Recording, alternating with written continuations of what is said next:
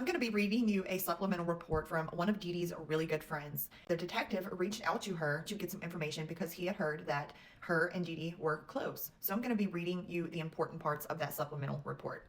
It's actually very telling just by what she says and shows what people were experiencing when they were spending time with Gypsy and Dee Dee. So I'm just going to read the top part. It says, on June 24th, 2015, the detective contacted Sue Bordelon by a phone call, and he was going to interview her, like I said, because he knew that they were close. So I'm going to just read you the summary, basically the conversation that went on between the detective and Sue. It says, Sue stated that she lived at 3547 Rue Colette in New Orleans, Louisiana. She met Claudina and Gypsy about 15 years ago and believed Gypsy to be 3 years older than her son when they became friends. Sue and her son would travel from New Orleans to the Blanchards' apartment in the Golden Meadow area to spend time with the Blanchards. Sue did not know the address of the apartments, however, did not believe they were in an area affected by the hurricane. So this is pre-Katrina. She recalled several of the times they were at the Blanchards' apartments for movie nights and to let her son play with Gypsy. Sue recalled Gypsy being very smart and never appearing to be abused or held captive in the home.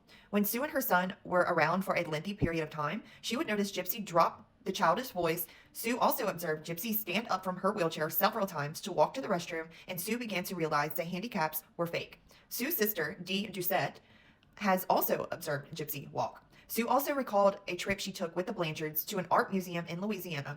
Gypsy knew a lot about the art museum and would speak about it like an adult. She told me a professor at the museum was impressed with Gypsy's knowledge of the art and told Sue that Gypsy was not mentally handicapped. Sue believed Gypsy always had the mental capacity to get up and leave the residence, as well as take care of herself. She told me Gypsy was capable of making her own decisions and believed Gypsy was an active participant in the disability fraud. She could not recall a time Gypsy was admitted into the hospital for any surgeries. She also stated the Blanchards were kicked out of Ronald McDonald House after a staff learned that they did not have any medical appointments at nearby hospitals. Sue later saw news reports about the Blanchards getting the Habitat for Humanity house in Springfield and Gypsy having leukemia. When she called Claudine about the news report, Claudine told Sue there was a misunderstanding and Gypsy had anemia.